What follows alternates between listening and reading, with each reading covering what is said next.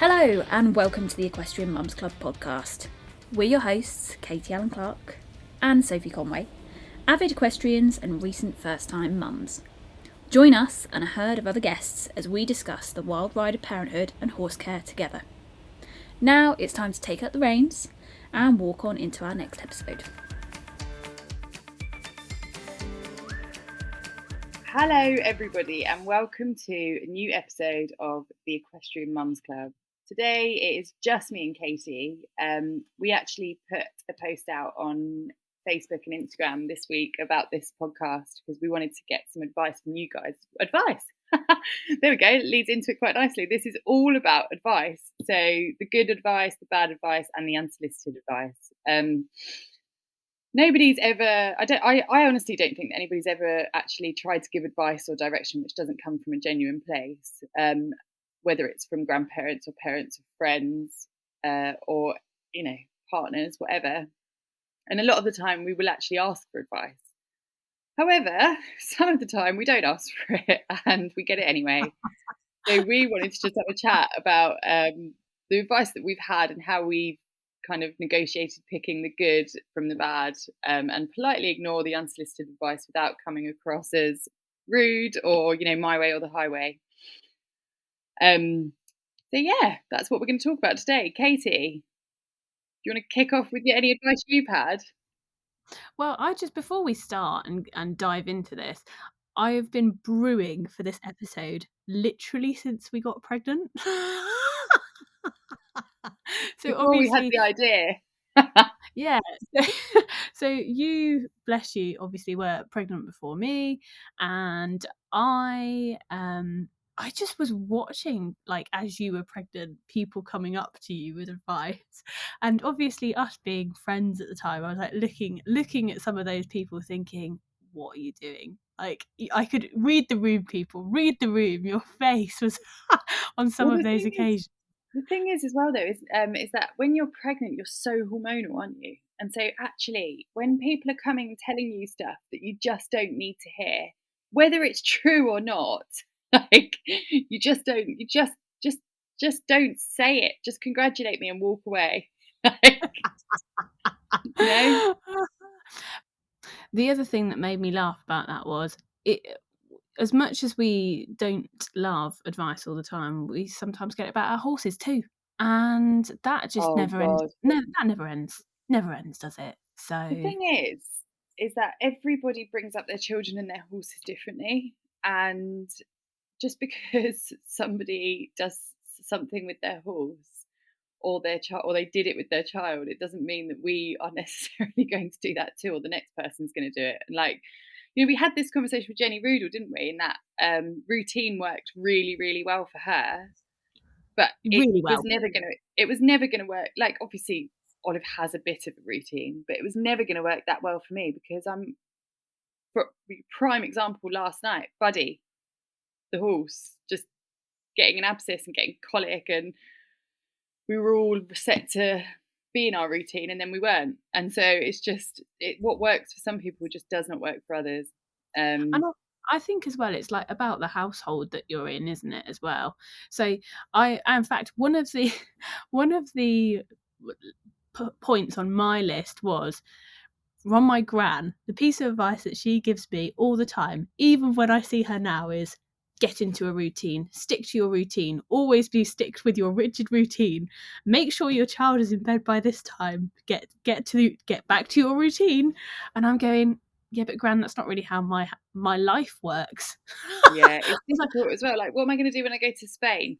To be fair though, we've got a friend, Alex and I, who before I had Olive she had a baby, and she was very much like, honestly, routine down to the minute. Like, we were out, they had to just quickly get in the car and go, and like make sure it was slightly extreme. But now that we've got Olive and she's a bit older and she's a toddler, and we have realised that if you do break the routine, you do kind of deal with hell. And so we just deal with it which is fine. But honestly, sometimes you're like, why have we done this? Why? Like when we went to see that horse, Katie. Olive slept on the way home in the car from like 5 till 7, and then was up until 10. And I was pulling my hair out. I was like, please go to sleep. But yes, Well, everybody gives you the routine vibe as well. A lot of that. Get a lot of that. I think part of that as well is like there's routine and then there's routine. So I will allude to what or exaggerate what I mean by that in that there's the routine that my grandma's on about, which is at 5:59 you should be sitting down for dinner and immediately opening your baby's mouth and shoving the food in. And at 6:30 on the dot you'll be in the bath kind of thing. But then there's routine in the terms of like, generally speaking, on an evening, he has his last meal of the day. Once we've cleared up from that, we'll go and have a bath. Then we'll have a Yeah. story. Then we'll get into bed. And I think, like, you and I maybe are a little bit more fluid in the timings of things, but generally the order of maybe how we put babies to sleep or how we feed them or whatever has been similar Yeah. as we learn. Yeah, agreed. Do you know what? On this note, which this is completely off topic, but This doesn't sound like you. Off topic. I keep forgetting to clean Olive's teeth, and she's got smelly breath. I really need to do something about it. She's had a cold, and obviously she's sleeping a lot and snoring and whatever else, and so she's got stinky breath. I really need to remember to clean her teeth all the time. Really bad of me. Terrible parenting. On the routine note, you need to adapt horses, your routine to include. I know I do. I need to include this. But horses do need a routine, and I do quite strongly believe that. But that routine does have to be broken sometimes for shows, and if you're running late, And I find like we've got a horse on the yard that if you break his routine, it's like the end of the world. He will just have a meltdown.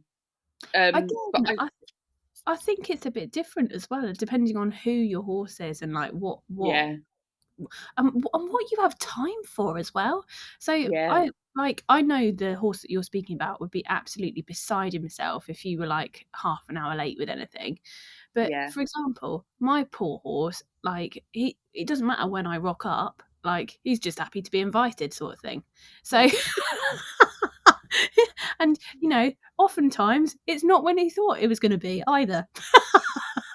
I think, Oscar's a bit. He does. I think thoroughbreds are a bit more routine driven because of ex racehorses in particular, because they've been on a racing yard, which is they're very much in a routine for the first part of their life, and which is why Buddy is like what he is, because he's come from that kind of very set routine where everything is at exactly the right time, and so when it doesn't happen, he loses his mind. But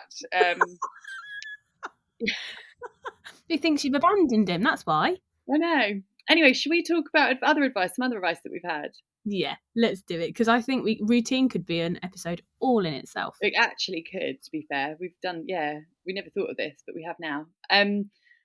So I got told when Olive was really young that she wasn't that young, because I didn't do this until she was a bit older. But when she got a bit older and she was up through the night, and I think I was probably starting to do some work, or I was out with the horses and whatever.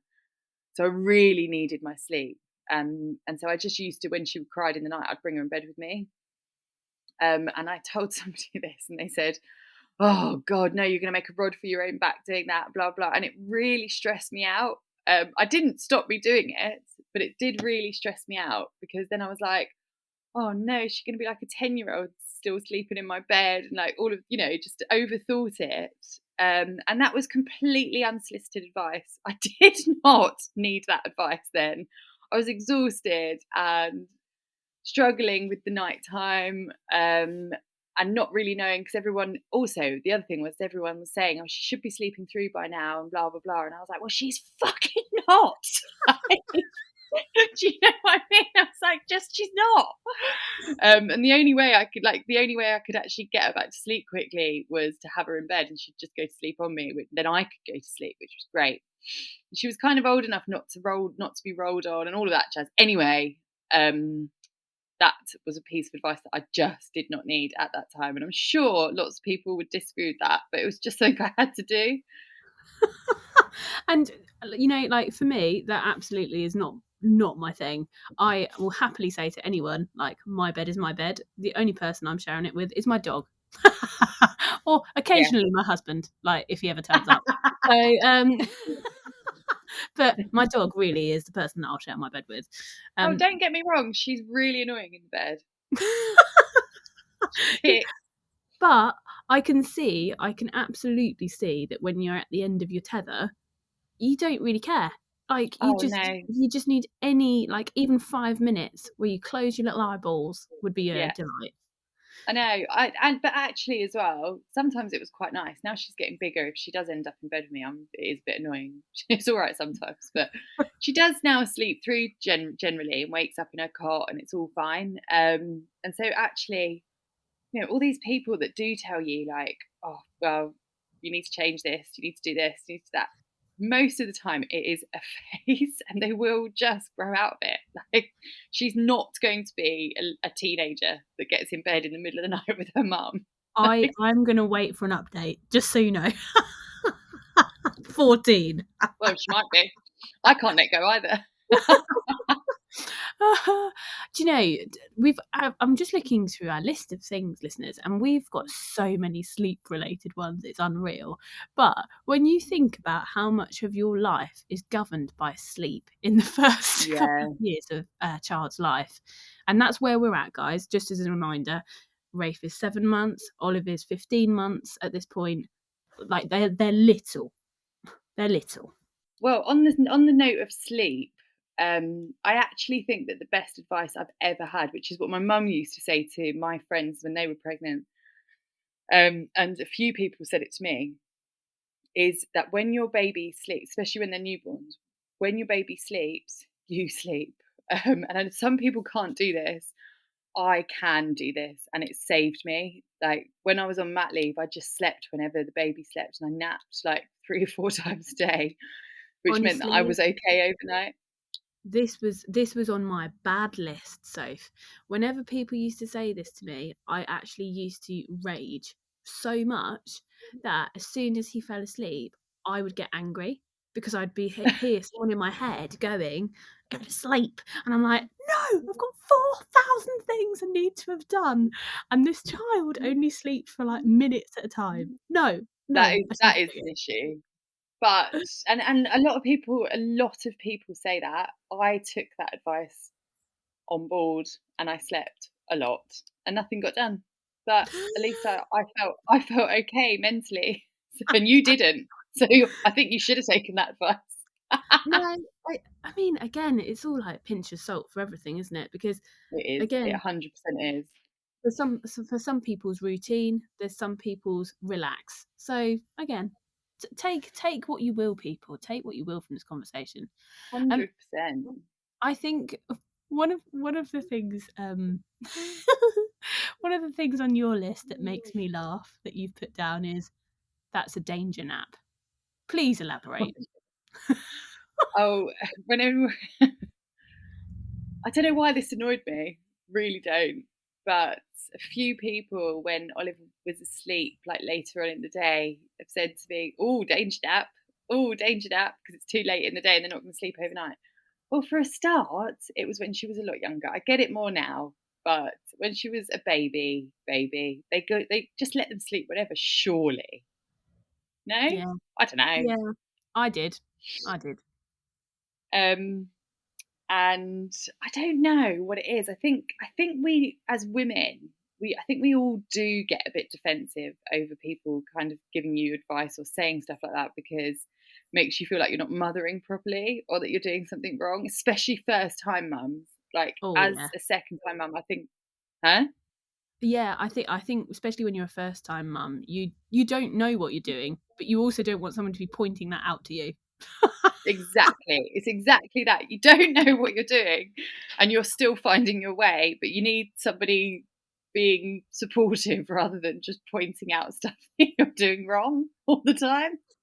So yeah, that I found that quite annoying. And it wasn't, like I said, there's nobody ever gave me advice that wasn't from the heart, but it still got me angry.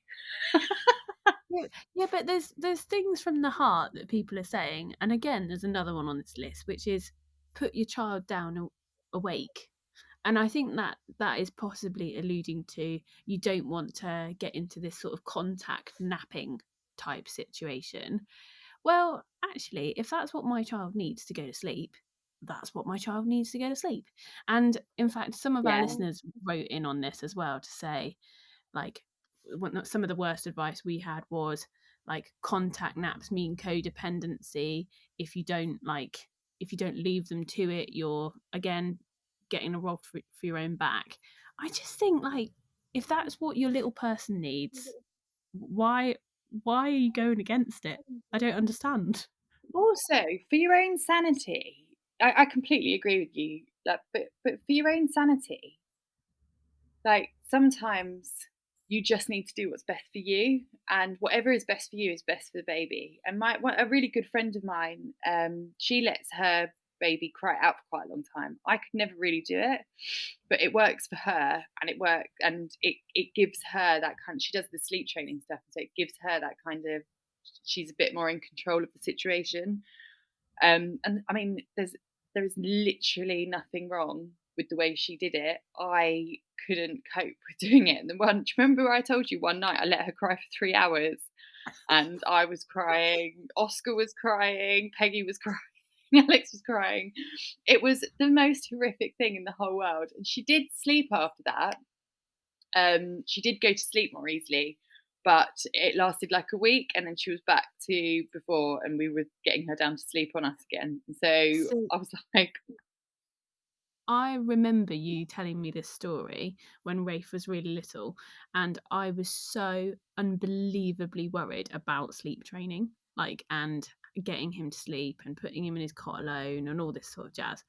And actually, my son prefers not to have contact naps. He prefers to be left alone. He doesn't want you in his face, in his grill, which he is so like me. It's unreal in this regard. But but he does not want to be shushed to sleep. He doesn't want noise. He doesn't want you patting him. He's just like, will you bugger off and let me sleep? you are really But lucky. Do you know that? That is really lucky. but Oh God. your story about that napping situation literally put the fear of God into me. Oh Like, no, that's what we don't need. That's why that's my fault. I think that's something that we both need to consider as well, is that we've probably dished out a few bits of unsolicited advice in the past oh, without realizing it. 100%. And guys, for anyone that we've given unsolicited advice to and you want to tell us to rack off, we're sorry. Yeah, We're really tell sorry. me. Tell me I'm a total twat. And I'm you did not need to hear that advice. Yeah. So we've had a lot of sleep ones right now, but are there any other ones that you've got? I've got loads. Go on, you do one, because we've covered most of mine, which are mostly sleep related, to be fair. Maybe we can see what Sophie's dealing with on a daily basis. Mine are really practical ones. So things like, somebody once told me before we went into hospital to have baby, get long phone cables, but not just for your delivery room. Everywhere in the house now has an extra long phone cable, and it is, honestly, it makes my life. Love that for me. You said this on the podcast about something else that we've done a podcast on, I can't remember, but you did talk about this Ways on to that. prepare. Yeah, so if you go Ways back, to prepare, yeah, preparation. I mean, to be honest, I've never thought about it. I don't see any benefit to it, but each to your own. well, I really like that one, so thank you, friend Tom, for that advice. um, another one that another one that I've had, which was from my midwife actually, was if horses keep you happy and sane, do as much of that drug as you possibly can. And Bryony, That is actually very, very good advice. Bryony, that was the best advice anyone could ever have given me in the moment where I was feeling so like shell shocked that I was pregnant. Yeah, And so it is like really good advice. scared, like really scared that I was going to have to give my life up. So thank you to Do you my know, midwife. I wish somebody had given me that advice, because I actually got a lot of advice like, you don't need to do so much, put your feet up, you shouldn't be out there mucking out, you shouldn't be doing this, you shouldn't be doing that. And actually, I needed that advice. I needed somebody to say it's okay to do that if it makes you really happy and it keeps you sane. Yeah, I think the don't overdo it advice. Do you know it's always people like your mum that say that, and or your aunt. So you are 100% right. Don't overdo it. I think it's an older thing. My nan kept going on when I was pregnant, when I first found out, and I was quite early on.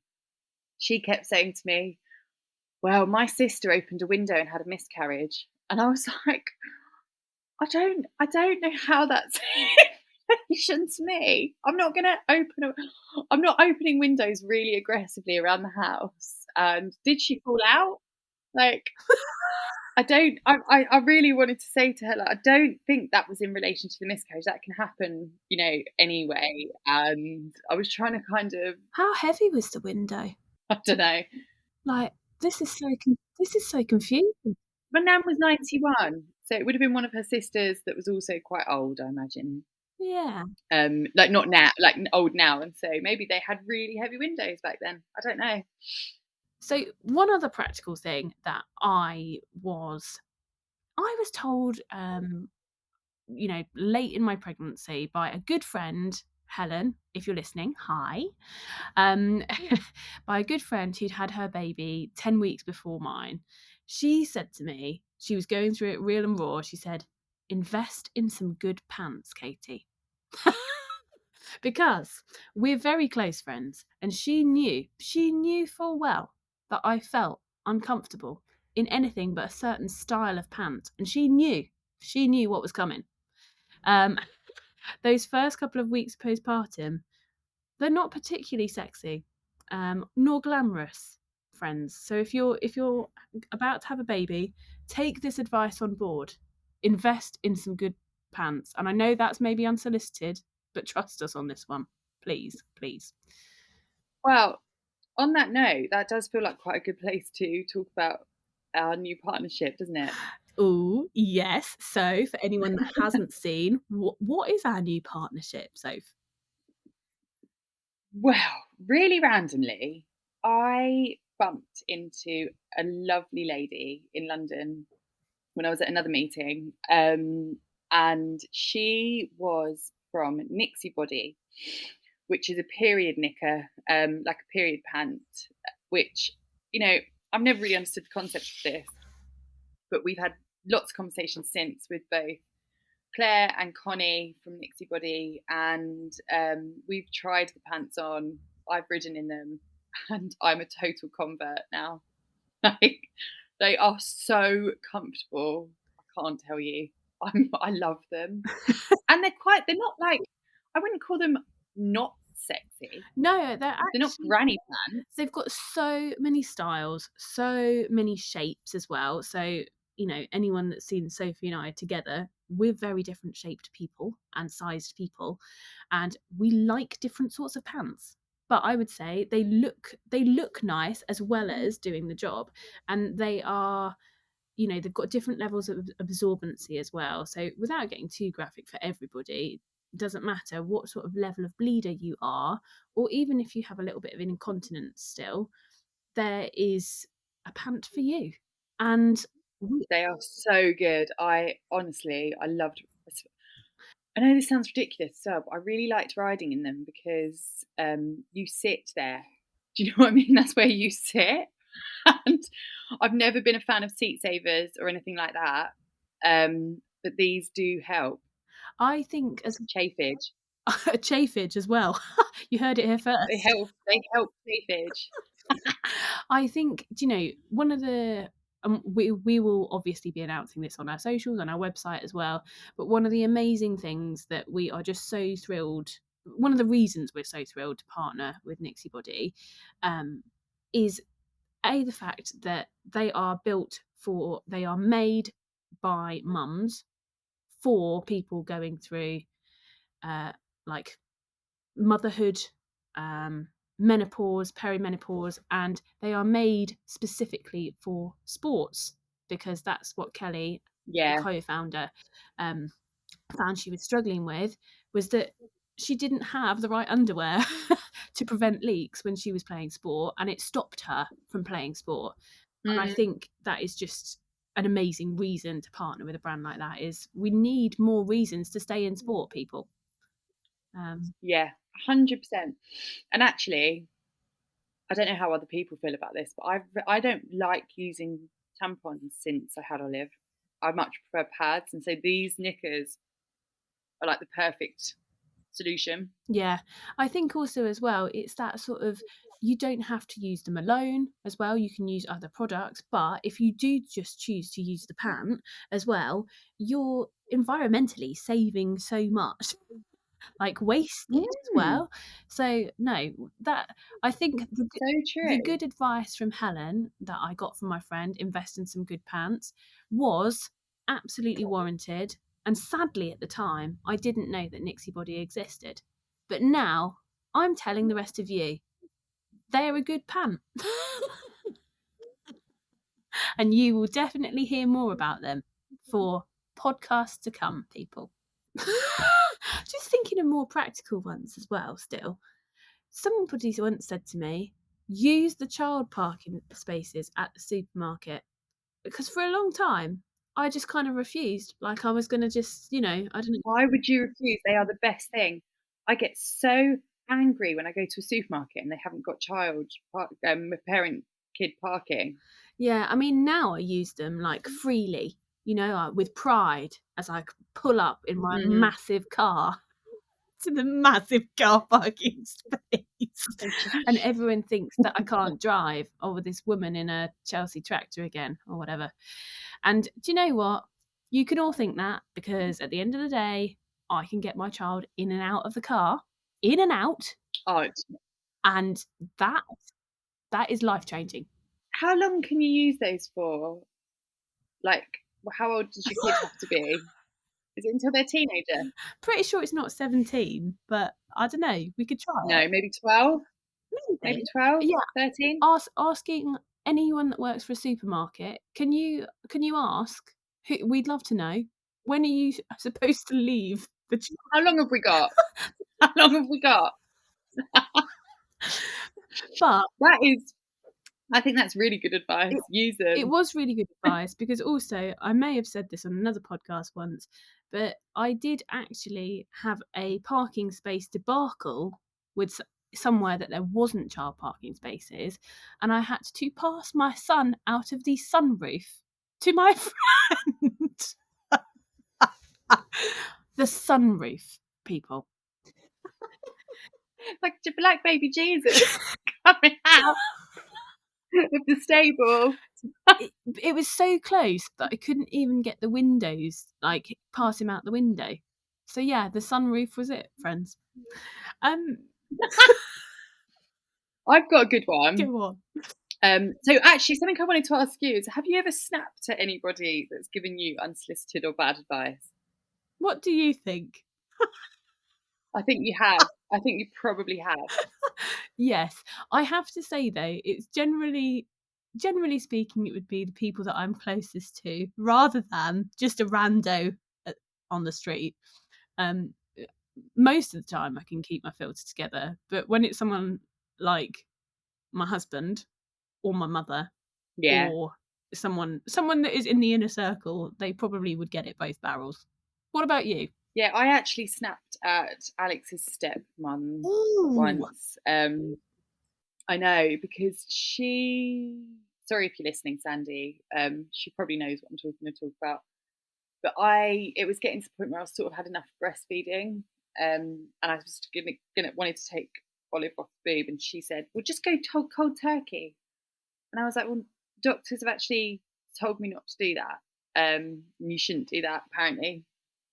And she said, no, you'll be absolutely fine. Just go cold turkey now. Just give it up. Be absolutely fine. Very abrupt about it. And I was like, really snapped back and was like, I might not want to do that either, Sandy. And I just stormed out because I was so annoyed about it. I think I get quite annoyed with people. Like, not, there's absolutely nothing wrong with people telling you their own experiences or what might help you. But if it's quite obviously not something that you want to do, then do you know what I mean? Like, telling you what to do really winds me up.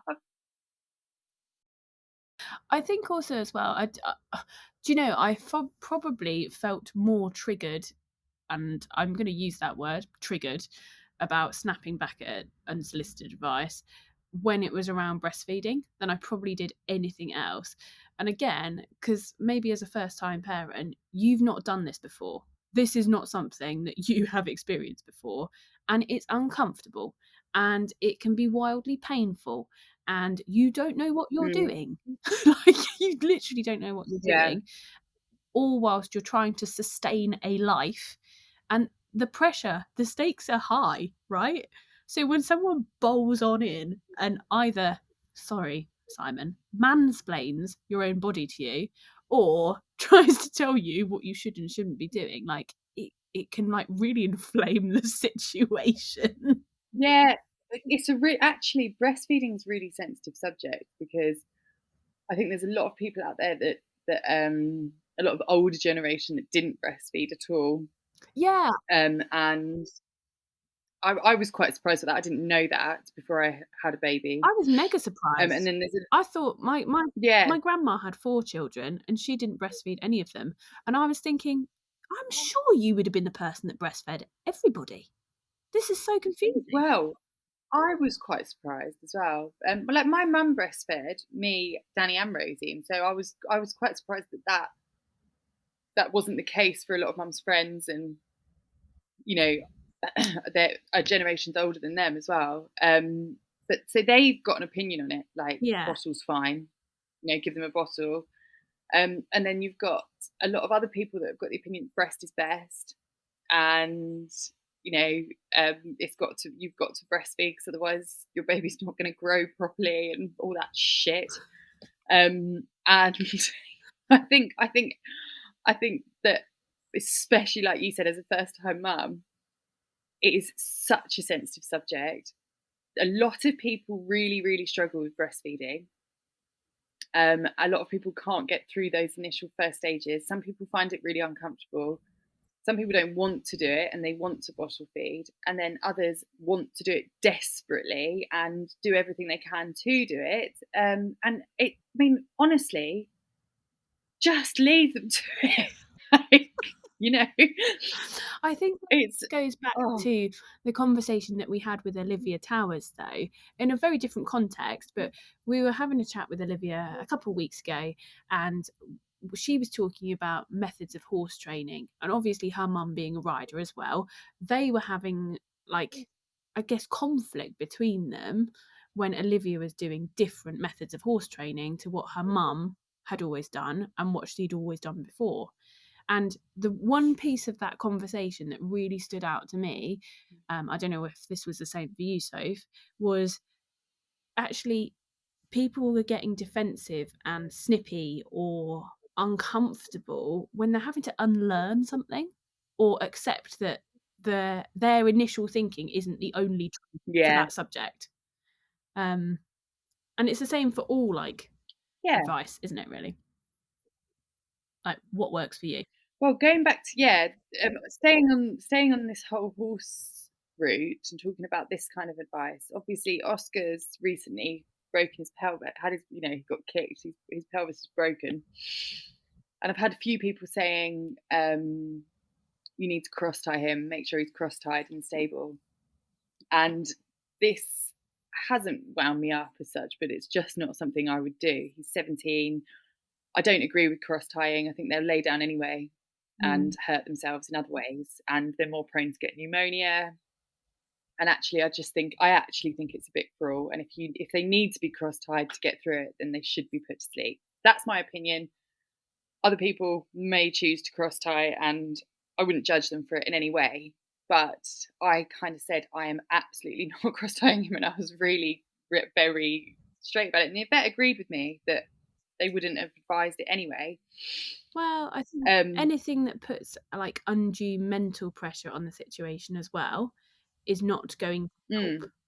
Like, no, but it's not going to help. But also, cross tying is quite an old fashioned way of thinking. It's the same as, people used to fire horses' legs. I don't necessarily agree with it. I know that the practice still happens, even though it's illegal. And there's just I think there's a lot of people in the equestrian world who are still kind of a little bit stuck in old ways sometimes, and then impart that advice on people that are trying to be a little bit more forward thinking about stuff. yeah. And that's the same with babies. Yes, I'd So absolutely there's, agree with that. I saw this amazing clip which basically said that when parents become grandparents, they all of a sudden, it's almost like they've restarted at a job they did 35 years ago, and they've had no additional training. And they just come in. And they're like, no, you don't want to do that. Put the baby down on its front, stuff its face with a pillow, give it cow's milk. All of this jazz. You're just there like, no. I think it's really important to say there as well. Obviously, this conversation, we're taking it really lightheartedly. We are in no point bashing the people that have come before us and that are going to come after us. This is a snapshot of our moment in time and how we are feeling and responding to things. We've obviously got some really good advice from our elders that maybe isn't being voiced enough on this podcast, but hopefully that comes across. Well, it does take a village, doesn't it? Yeah. That's the age old saying that it takes a village to have children, and we don't nowadays necessarily have that around us. And so I think that we do try and take it all on ourselves too much. Maybe we're not good enough at taking advice, and maybe we should be a bit better. So, going back to the horses, I know that you got told a few times that you shouldn't get a 4-year-old because it's too young and you're not experienced enough to do it. So I am currently looking for a 2-year-old. I mean, solid. So I actually, weirdly, I've never bought a horse this young. I've had a 3-year-old before actually, but he was already broken, so I'm actually looking for an unbroken 2 or 3-year-old. And I am actually looking for advice. And so what your comment was, Katie, was that people have told you weren't experienced enough. But really, how do you get experience if you don't do it? And that was one of the things that I would also say applies to all of the things we've talked about already, is you don't get the experience without doing the job. Okay? So but you weren't experienced enough to have a baby, unfortunately, either. No, I wasn't.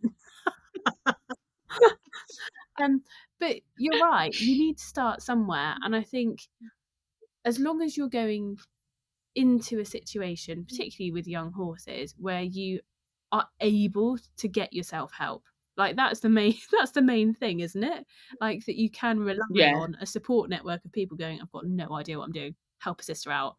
Or why is this horse doing this? Yeah. I can't control it. I know. And as long as you're not you're not putting yourself or them in danger repeatedly,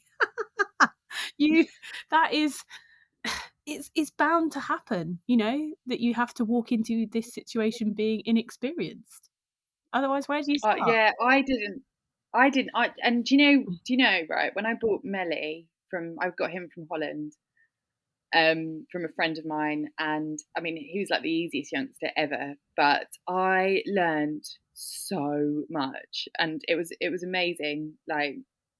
Just seeing, I guess it's not that different to having a baby and watching how they develop, but it was just like you just learn a new thing every 5 minutes. And it's quite good for learning about yourself as well, getting a young horse, because you have to really control your emotions. Yeah, I mean, we talked about that on another podcast as well, didn't we? About controlling your emotions and being on like on your top form. When- Yeah. But I think this is a prime example, actually, getting a young horse where advice is very needed. And whilst we don't want the unsolicited advice, and we still do things our own way, and we still might not want to train the same way that other people do, asking for help, which has been a common theme throughout every single one of our podcasts, is very important, isn't it? Yes, yeah, and I think, you know, also trusting your instinct as well. So some of the other things Yeah. on my list was, you know, you, I won't say my final one till a bit later, but one of the things I was told by people around me was if I wasn't riding, my horse wasn't working. And I was like, hang on a minute though. Like, how do you start the riding off? Obviously, you've got to start with groundwork first. You don't just one day decide to hop up there and forever and ever amen. Like the horse is a ridden horse. You know, you have to put some level of communication with this animal in before you get to the riding part. Absolutely. I mean, you know, for some people that's a really lengthy process. For some people, it's a really short process. For some horses, it's a longer process, depending on, you know, how they deal with the situation. But I always think again, like it goes back to how are you building a bond with this animal? And I'm not necessarily saying I'm doing Pirelli 24/7, but I do my fair share of watching my horse from the ground rather than just trying to ride. Yeah. And that is also very worthwhile. What was I going to say? I've forgotten what I was going to say now, because I was thinking about you just staring at your horse. I mean, again, sometimes I do that, but generally speaking, in a, you know, a field. I got I've had lots and lots of horse advice over the years, and the way that I've always dealt with it, and it's the same as what I've done with Olive and the shed loads of advice that you get when you have a baby, is I take everybody's advice on board and then just do what I want to do. Yeah. I think that's solid. Solid. That's a solid way to deal with it, isn't it? And like you just said, you know, if people can tell you to ride and do this, do that, but actually just do what you want to do, what you can do, because a lot of the time the people that are telling you that you need to do this or do that or whatever else, they may have more time on their hands than you, they may be better riders than you, they might have a different, do you know what I mean? You just don't know. And so They might have had a leg fall off in their 30s. You just don't know. You just don't know. exactly. Um, Exactly. the the worst advice I've ever had, Soph, and I feel like this kind of corresponds with some of yours, is you need to school him more. And can you tell us the context for that? Well, in actual fact, I think that this is completely the opposite to the advice you've had, because I think this is very, very well placed advice. And the context is that I'm shit at dressage.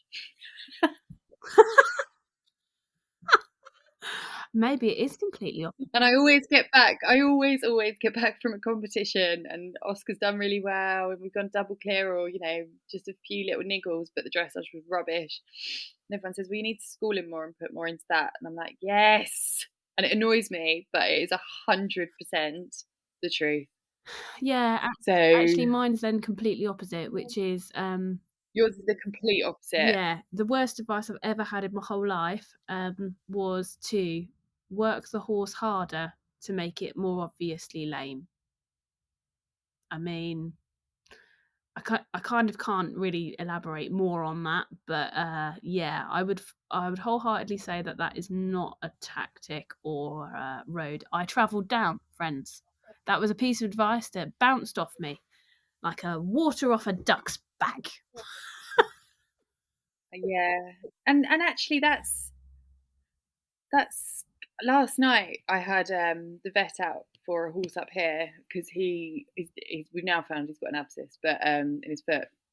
But he was like hopping, and we brought him out, walked him down the yard and back, and the vet said, "Oh, the more you walk him, the worse it's getting. So just put him straight away." Surely that's better advice. Do you know what I mean? Ah. If he's getting worse while you walk him around, then put him away and we'll treat it rather than Yeah. let's make it worse. I don't know. Maybe Yeah. that's just me. I mean, but this, I think again, just choose friends. Choose friends the advice you take on board. I would like to end this episode, if I may, Sophie, with just some advice that we've received from listeners over the past couple of days, because there's some good ones in here, and I think we should share them. Is that okay? Yeah, do it. So we had an interesting one from Charlotte. Charlotte, we have just recorded a podcast with people, so you can expect to hear that one fairly soon in the coming weeks. But Charlotte Watson's favourite one from her negative Nancy's is "Just you wait." Just you Yeah. wait until. Just you wait until. Do you know what, Katie? I have to stop myself from doing this You do. because You do. I have done it before, and actually, I just want to punch myself in the face when I've done it. But also, I'm not being funny, but just you wait.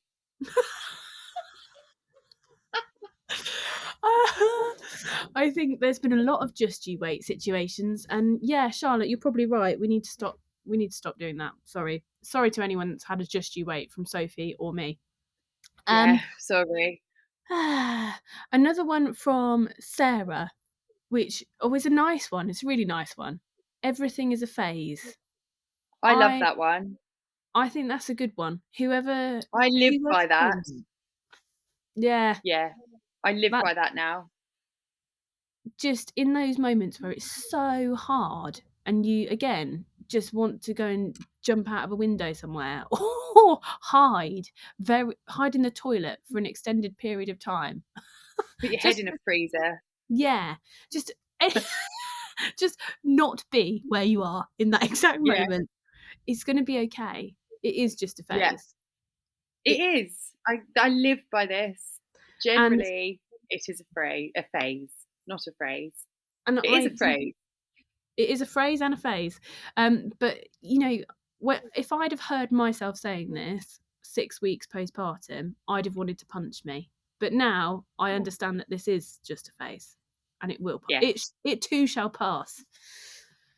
Yeah. Do you know what? I don't know why I didn't think this when Olive was going through the phase of high-pitched squealing everywhere we went, and we couldn't sit down or do anything without being stared at by the entire place. I was like, I don't know how to stop her doing this because she's doing it out of happiness because she can't speak or express herself, and so I don't want to shut her up. But equally, please stop doing it. And now she's out of it. And another good one, a really lovely one from from Jenny. They are so lovely at this age. Yeah. Sometimes, friends, sometimes you just don't want to hear that, because what does that mean?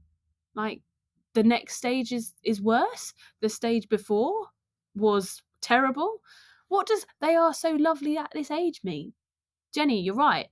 They're lovely at every age, aren't they? No, actually, sometimes they're not. They're not lovely at any age. But do you know what?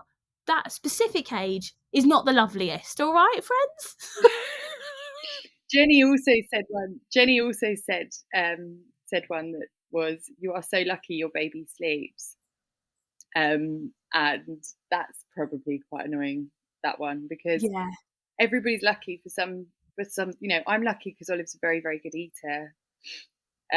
But actually we have lots of other really annoying little things that we have to overcome. And so we're all lucky to have, healthy little babies, but we're not all lucky in that sense.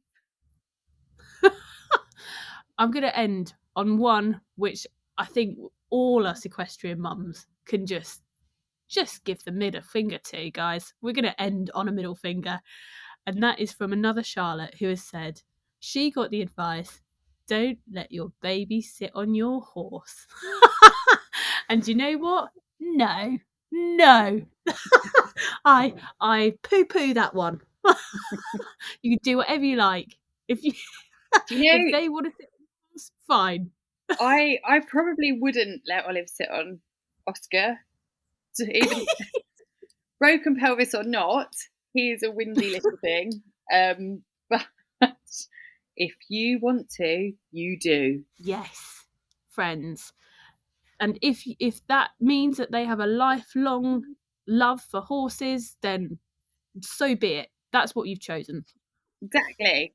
Olive currently hangs around, so now obviously she's walking, so I put her on the floor in that all she wants to do is be in stable with Oscar, which is really dangerous because she's knee height and to Oscar, and she tries to steal his feed buckets, which doesn't go down very well, and it's all just really annoying actually. So I don't have any advice for anybody about this. I just thought I'd mention it. I would say, if anyone has any advice for me, that would be great. How to make your baby safer on the yard. That sounds like another podcast. It does. So need some sort of safety expert. Anyone from the BHS want to come and tell us how to make it safe? And you can't say don't take your baby onto the yard. Yes. And anybody that has any advice for making children and horses safer together, please let us know. We're all ears. I think that's the end of our episode on advice, Soph. There's been quite a lot. I feel like I do think we need to put a little side note in here just to say that we've been moaning quite a lot, haven't we? But we do appreciate everyone's advice. Do you know, I feel like there's been some moans, but I also feel like there's been some real like gems that we can real gems of advice. But yeah, that's true. Mums, dads, carers, if you are going through a period where it just seems like all you're getting is unsolicited advice, just take a breath. You've got to decide. You've got to decide what is right for you, your baby, and your horse, and that is the very end. That is the very end. And you will work it out. You will. In your own time and in your own way. So that has been another episode of the Equestrian Mums Club podcast. We hope you enjoy this. Obviously, if you have more good, bad, or unsolicited advice that you want to share with us, please do. You know where we are at. On the socials at Equestrian Mums Club, or on email hello@equestrianmumsclub.co.uk. But that's all for now, folks. We'll see you on the very next one. Bye. Bye. Thanks for listening to another episode from the Equestrian Mums Club. It's been great to have you along for the ride. We've been your hosts, Katie Allen Clark and Sophie Conway. Make sure to hit the follow button to hear more from us as we dig deeper into the world of ponies and parenthood. And until next time, stay smiling, safe, and stay sane.